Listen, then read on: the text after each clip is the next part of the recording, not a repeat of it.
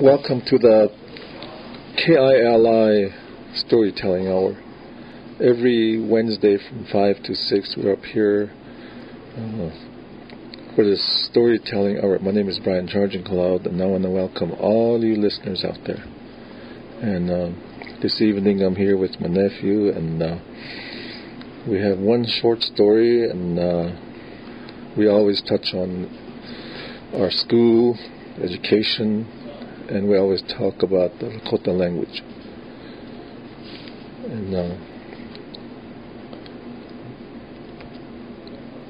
le mafpiat khak pe me chale chmakata kyo hiuta kina toskak chwa hiuta kina lecha wapre wanji wapetu yamene cha mazash koshkon zapta hata mazash koshkon shakpe ha lecha kuna takunu kaka Unkan kanash bichoya kanash nakun wonspe na nakun o hinya le Lakota ya pikili wongla kap chalekta tuka ke na imkatha na tona na rupta na kapena lila pilauya na tona le hanwa na washi chano na yaglap le na anarupta kapo na lila chtatu owashte chake chata omanipo. And this is Dennis Ghost. I'm from Manderson. Teach at Chunkpay Opio, Iowa, Wounded Knee. And I'd like to thank KILI Radio for having me on, letting my voice be heard out there in the Lakota Nation. And once again, I am proud to be Lakota, and I'm proud to be here on Pine Ridge. Going on a year since I first came here, and learned a lot about myself, learned a lot about my culture. Absolutely amazing. And I'd like to thank everybody out there. I'd like to say hi to my Misoon, Frank Ghost out there in Manderson, and the rest of the Ghost clan. Hope you guys are listening. The teachers at Wounded Knee, Itan Chan, Marnie White Wolf. Every day's getting better at our school. So I'd like to thank everybody that allows me to do the things that I do. So this evening, before we left the school, I wrote some things down here, and before I get into that, I wanted to remind myself that there's two words that we always bring up here. Those two words are perseverance and commitment. And we do this for the Lakota language. And we come up here to tell stories, but along with that, we always talk about the Lakota language. And the reason that I am doing that, I consider myself a Lakota language activist. I consider myself a Lakota language advocator. And there's a reason for that. The reason for that is that today I was talking to the 8th graders, and there was a reason why I reminded them that today we do not have maybe no speakers in all the schools. Not only here on the Pine Ridge Reservation, but also Rosebud, Cheyenne River, Standing Rock, Crow Creek, Little Brew, and Sisseton. So we're at that I could say stage, and that is why this perseverance is very important. Mm-hmm. We need to continue to struggle. We need to continue to think of ways to make a speaker. And that is. Remember, I was talking to you before I left, and Dennis is learning the Lakota language, and before him it was Taha, Peter, and then there's other young Lakota speakers out there too, and it takes a lot of patience, and those two words that I just mentioned, and then be around Lakota speakers, listen to it, and then learn maybe a word or two every day, and thoughts, and not just words.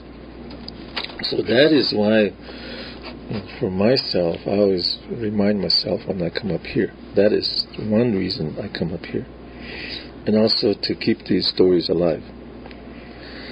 And today, before we came up here,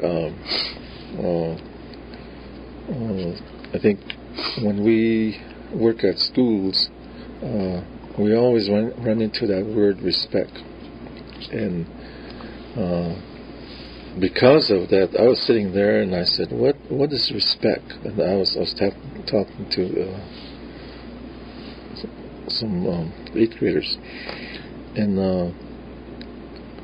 it's how you treat people, how you treat things too, and then there's another word called politely, and how you act too,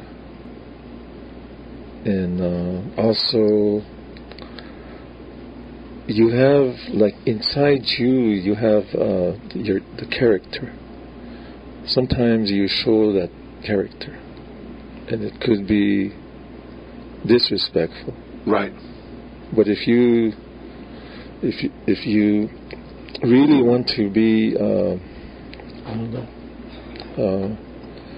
respectful person, then any situation you're not going to show that disrespect. Right.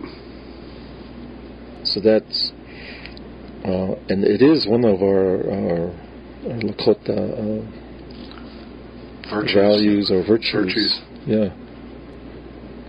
So it is a very important virtue or value, something that you value, that we value. You can also go back to, we talked about this before, the Lakota language. Respecting who you are as a Lakota. Yeah. That's your language. That's no one else's language. That's that's our language. Yes. To respect generations that came before you, and showing them respect by, even becoming conversationally,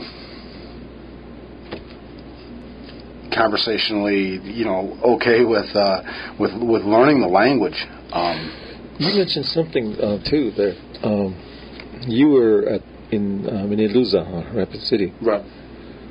And you went into Walmart, right? And you were behind a couple, a man and his wife. And they were speaking Lakota to each other. And when that happens, especially in Walmart, in the middle of Rapid City, that's it makes you that much stronger. I thought about that too. I've probably been to Rapid City 12, maybe 15 times since I've been here. Mm-hmm. Never, I've been to Walmart 10, 15 times. I've never ran into that. Yeah. Without them saying it or anything like that, they were proud of that fact. Yeah. I've never seen that before. Granted, I haven't, been exposed to that a lot, but, we went to the language summit. Other, people speak, Lakota speaking there, never in Walmart or Best Buy or Kmart or anything like that. Mm-hmm. They were a younger couple. They were in their 50s. That is awesome. Yeah. And, the guy looked at me like I was a weirdo or something. And I told him, I said, I've immersed myself in this language. And I was picking out bits and pieces of what they were saying. I said, that's absolutely awesome. Yeah. Mm-hmm. You don't have to... That was the first... I'm sure there's probably a few, Lakota speakers, fluent speakers, walking around Walmart every day. But these two were, as a husband and wife, and they were speaking it. That's that right there is encouragement. Because it is their language. Right. It is their first language, and that's how they speak to each other, because they both can speak the Lakota language. We have that sign. Ekopeshni Yellow. Yeah, Ekopeshni Lakota Iapo. Iapo. Speak with no fear. That's just that sentence alone. Mm-hmm. Don't be afraid. Yep, don't be afraid to share and speak the Lakota language. A long time ago, you don't see that, because even the speakers, or the Lakota speakers, when they go somewhere else, they speak the English language. Right.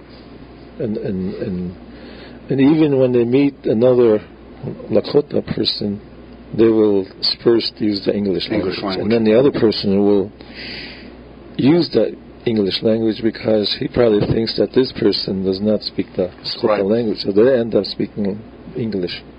And that's one thing that I've happens to me all the time. Come to identify,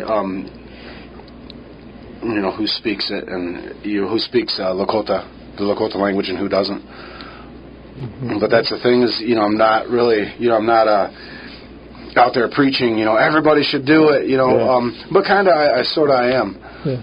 It's my thing. This is my language too. I'm new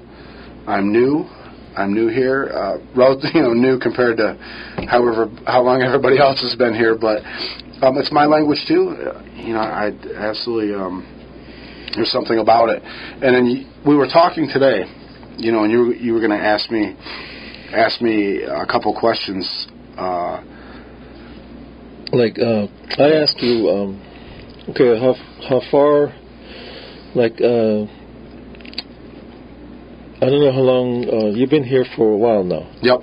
Ever since, December? Or February of last year. Yeah, February of last year. So it's been close to 1 year now. Yep. 1 year. And I know that you are very, very serious, because you started to learn your culture. Mm-hmm. So the culture is within you, but you wanted to revitalize it, and then you're really working on your language. I know that, and sometimes, like for me, and Karen, she always says that Dennis is really trying, and I hope he, picks it up just one piece at a time, and then don't try to grab a whole bunch. Right. But then maybe what you're doing is okay. Maybe there's different ways. Each person has their own way of learning. Yeah,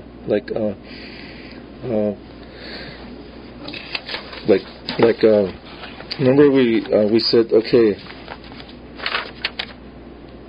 a lot of Lakota teachers, some of the very best Lakota teachers that went before us, and one of them is Matanhashi. He always says, you listen, you talk, you read, and you write. Mm-hmm. And that's I know that's what you've been doing. That's I haven't turned the corner. I'm a long way from being there, but it's starting to make sense now. Yeah. Mm-hmm. When I can't pick out a lot of the gutturals, but a lot of that is going to have to come with being around Lakota speakers. Yeah. Mm-hmm. That is the only way that I'll achieve my goal of being a fluent speaker. Yeah. That's the only way. Yeah. But as I can see a word. Here's Wachinko. Yeah, Wachinko. Yeah. I say that a lot to the kids. Wachinko. I know how to spell that. And the K is wachinko.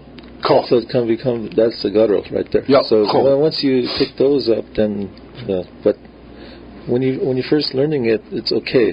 Mm-hmm. It's okay. Like we hear all the time, he sapa instead of he sapa. It's he sapa. Yeah, he sapa. It's a guttural H. Yeah, guttural H. Or we always hear pejuta haka. Haka. And that's pejuta haka. Haka. Yeah. So that that one little dot above that the guttural letter is really important. Very important. Like that. Remember that one word T-A-N-N-I? I said tani. Yeah, well, that, but that could if we don't use that guttural, then it'll sound like tani. But tani. if you use the guttural, then it's tani. Something tani. that's old, right? Tani. Yep. Yeah. Old. Like that. So you can say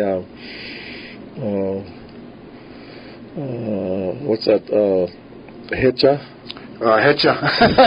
Right. I was talking to a couple of students. Right? Someone wanted to know the meaning of Lakota, meaning for old buzzer. Old buzzer. Hecha. And I looked at it. Yeah. I can spell it. Hecha tani. Yeah. But come to find out, it was wrong. Hecha tani. Yeah. It's a guttural T. Yeah.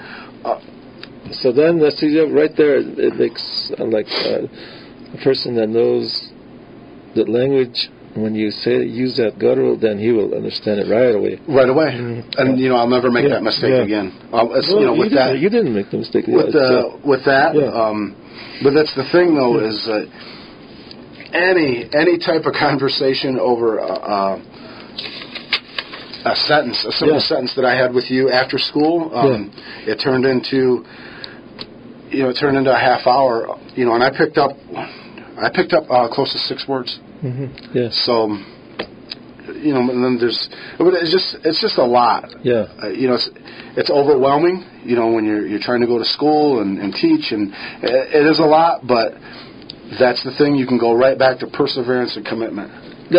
And then remember when we went to Black Hills this past summer, right?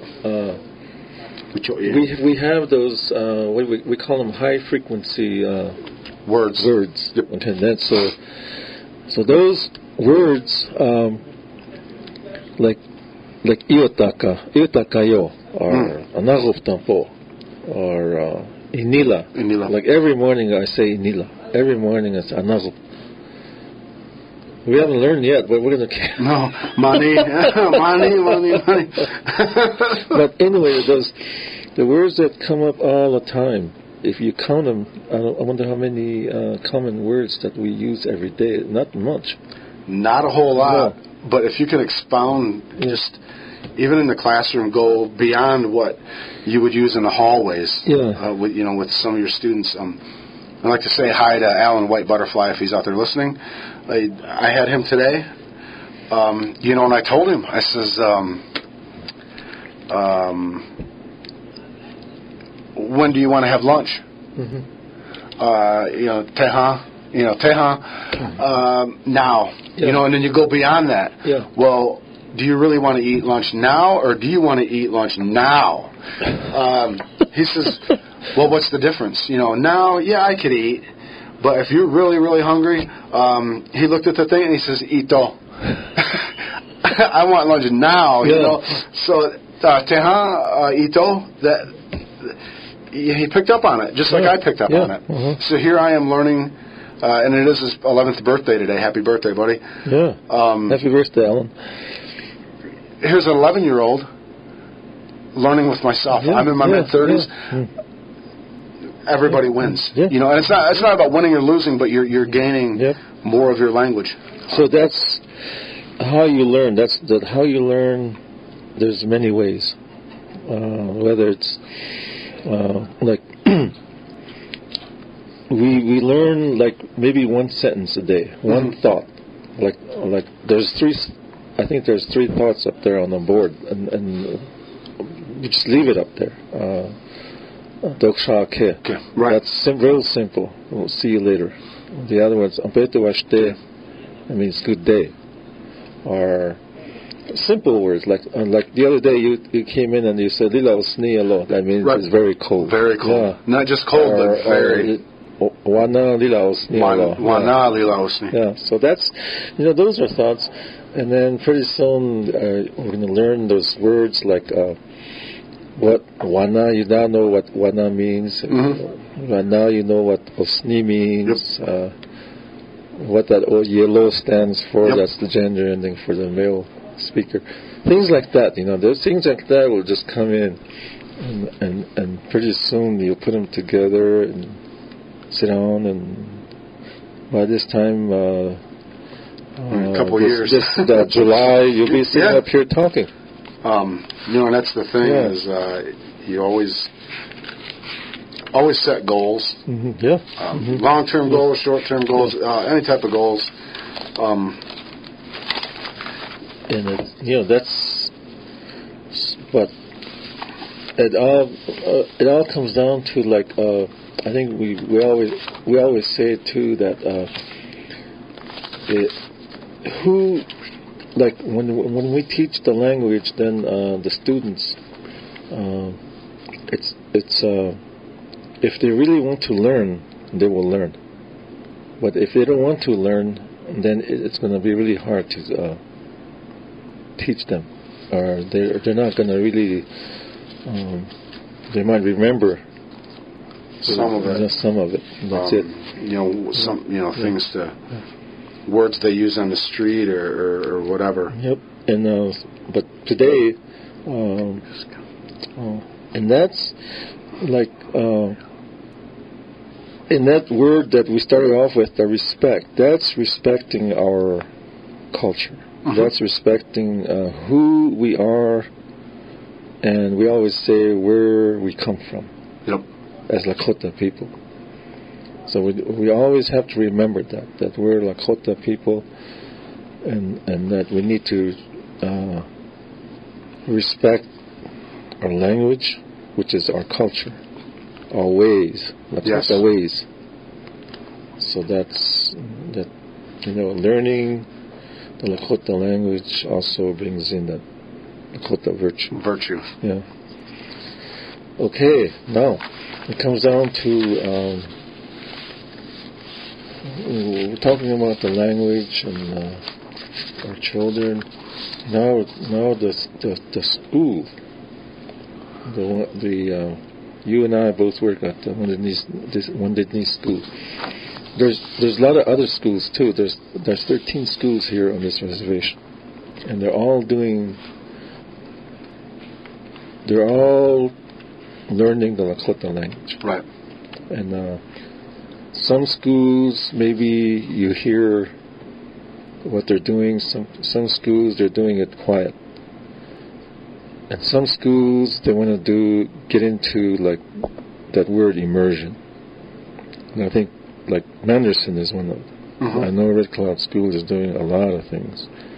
I know Kyle is doing a lot of work on the. Yeah, we've seen the videotapes from Betty out there. Yeah, Betty's doing a great job out there. And also the Royal Lakota College, they have the immersion project. So there's some things going on out there for the Lakota language, and I think they're all doing really good. And someday down the road, we're going to see some Lakota speakers. Oh yeah, that was pretty. We were talking about. We were looking at the Cheyenne River reservation up there in that map today. Yeah. And you were showing me east and west, and you could count on both hands. Yeah. You're talking thousands of miles there, and you can count them basically on number of speakers. Yeah. That's pretty devastating. Yeah. Once you think about it, that's real devastating. Yeah, that's actually what is going on today. What's happening? Right now, as we are speaking. They use that word crisis. Yeah. Well, I think that where was it anyway? At last year's summit, I'm going to mention his name, Ryan Wilson. Yeah. He calls it the 59th. Was it 59th minute? Yeah. 23rd hour. 23rd. Yeah. You cannot put off working on this language. You cannot say, okay, let's wait 20 days. Right. Let's do it next year. Or let's do it 2 years from now, or 3 years from now. It's something that you got to do right now. Somehow, some way. Somehow, some way. You can't. You can't. Even without money, it could be done at the schools. Exactly. Yeah. Even if we have a lot of barriers, remember we mentioned that before, we can still do it. Mm-hmm. So that is why I think. Remember we had we talked about it last week, and Marnie was there, and you was there, I was there, I think Karen was there, and there's Beth was there, Alan was there, and we talked about that. Our, you might say, visions. Yes. To bring this language back, and I think it's a very good vision. Oh, it's a good goal. Like you mentioned, short-term goal. And it's something that's going to happen now. It's going to be a short-term goal, but there's also long-term goals in there too. And that's to produce Lakota speakers. That's and also keep our values. Yes. And also keep fixing or working on our culture too, revitalizing our ways. So I think those are really good things. And I know a lot of you out there listening, all your schools are doing that too. Your communities are doing that too. And to take it with seriousness. Yeah. Especially after you gave me the numbers, what's going on at Cheyenne River. Yeah. That's well, that's how it is now today. And then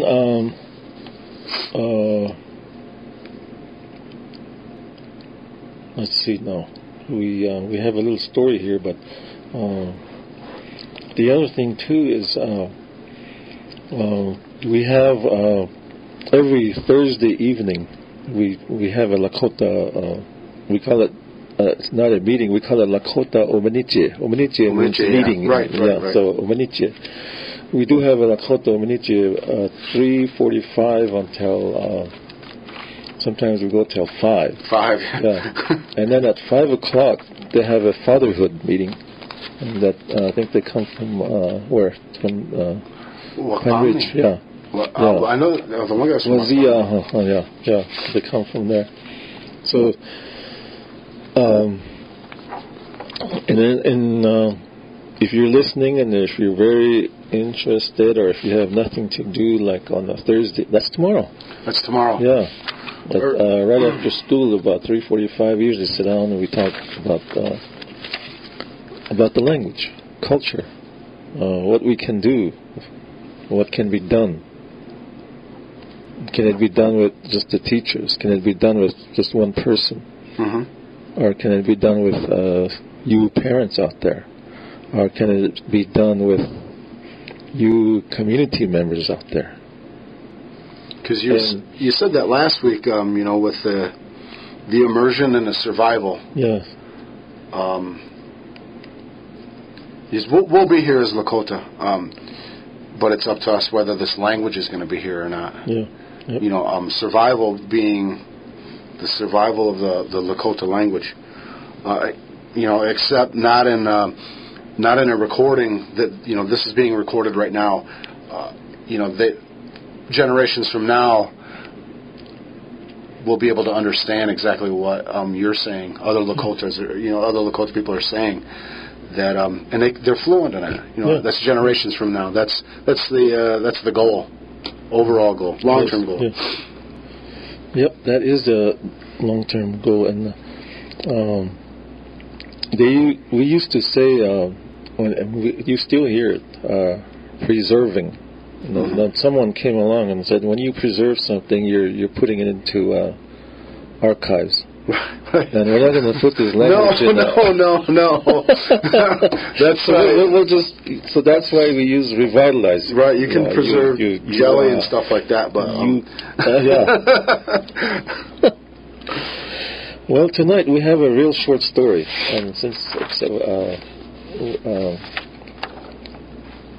getting close to 6 now, and the title of this story is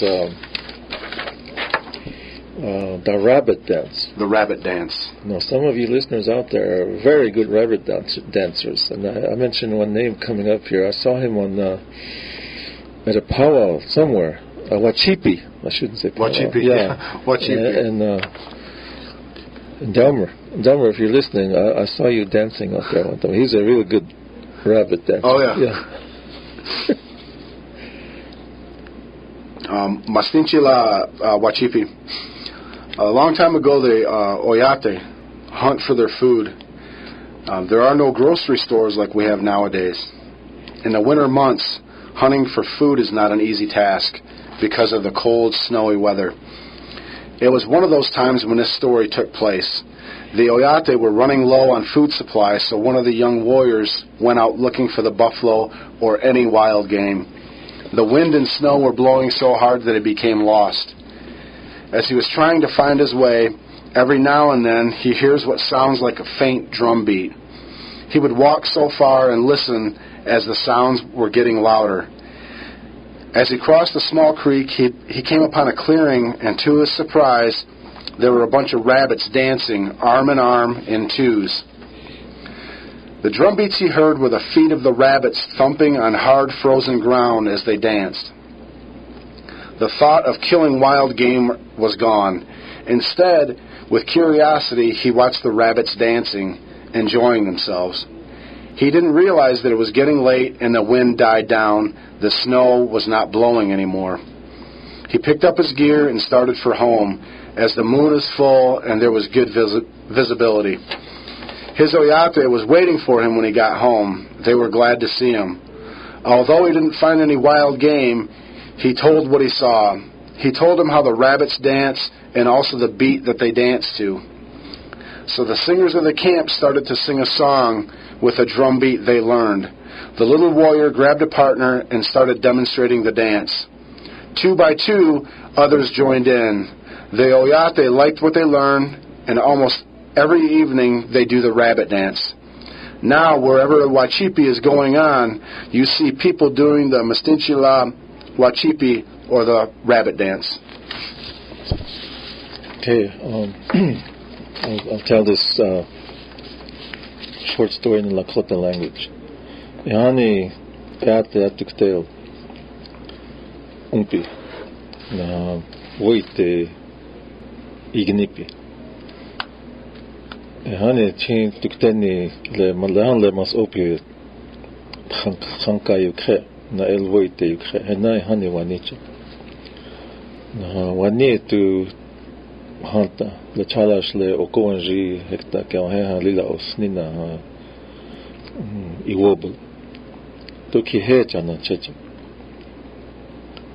ocha watohan to ki he chana cheche hani le wichoti kilel noyate ke ha to ki lo chimpiash mana woite wanil aye ocha le akichita ya hani na akichita echake henash na wanase ya hechawa wanase ya toki tathanka naish na kontaku kash chinlo chimpicha mastincha la naish shio ya yong he hawana lila iwobul khatena ha wahi he una tohan lechana tohan ho tos khosbo kilem hatta ho nunip o techik o kashechna ya ona ta وكله يا جهان هي جهان تاكو نخوص لتا أناغب Kaiwash de Galactic Chanche Rama Bubu Hingles Elech Hetchen Money Hiaya. I call it Chanche Rama Bubu Hingelek Lehanka Hothanka Aya. Makpala you on the hell wash the jack. Wash the jack in the Taku Wankas Lechon Khan Mostinchala Aya Wachipi. Atale Napoki Chus Pana Numinum Wachipi. Nale Chanchera Gabupu and Nahuahe Le Mostinchala Sikile Nacha Chimakake ha in Suta Usnicha Chin Le Makagle Nalila Suta Tasak Ohenacha Hel Ali Hotlila Wachipi Chahenacha Chanchera Bubu English and Nahon. When I know when Chankoha Heha Le Wanase Imahe Ectose. When the air Lila Lena Winchang. Winchang Yakahinaha. Aicha Ablezon Khalila Uyukpia Wachipi. Latreha Hel Winchang Yakahilakha.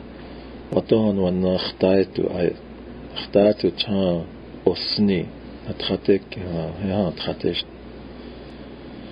تهچ نکیله تکوکل هایی و نیکیش نکیله کنه هاوی که ها ایلا هیناب خدشه لیلا واشت چه که نه نکن توخش نه توکت که هیای که وانگ کی هونی واه ها ویات تا که ها Lila yok pipi le kiki heum.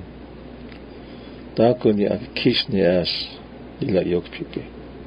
Kucha uichakak. Mostinchala e wachip. Motokeske wachipi uichakak. Acha wana eate kele na tokina ish e wachipi chimcha. He loan wichasha oncha wachi loan. Loan cha le wanase ikile in tokish ke wachipi ke ha wichaki paso ata iuha lila iokpi pena ish a wachipi chimpelakha ata nomenum napoki chispa na wachipi hoeta khtaet yo hila le mostinchala wachipi hecha se ish a wachipi ochaeta trokata ke tuktel wachipi cha Oyate ke ha mostinchala wachipi kapi ohachit ohe the rabbit dance. The rabbit dance. Today the first graders were doing the rabbit dance. Yeah. Well, next week we will be back, and I want to thank all of you for listening.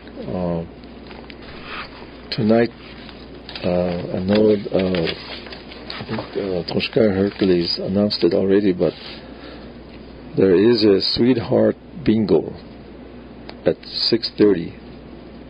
Cards will be 25 cents each. Specials, $1 a card, and that's going to be at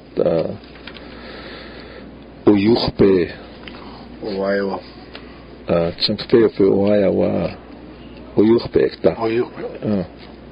Manderson. So if you have nothing to do, go out there and play some bingo. You might win some. What's the prizes here? A lot of candy. A lot of good prizes. A lot of candy. Yeah. Cake. I'd like to say hi to Jocelyn Koloff and Helen Gherkin out there, both teachers out at Chunkwayopi.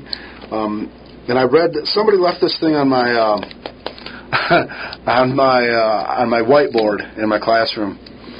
It says I was reading it. Yeah. It says it takes 42 muscles to smile. That's awesome. You know, I was trying to read the rest, And then somebody replaced it, and it says, it only takes 4 muscles to punch you in the face. So I got a kick out of that, and I left it on the wall, and I'm going to find out who wrote that on my whiteboard. Who the author is. Who's the author of that? And it was very nice handwriting, so I imagine it was a teacher. So I'm going to get somebody back when I find out who it is. So again, I want to say thank you to the KILI Radio, Hercules, Toshka Hercules, and Tom's up here too. Thank you, and thank you for listening. And Ikopcheshni Lakota Iapo. Iapo. Ohechetu. Willow.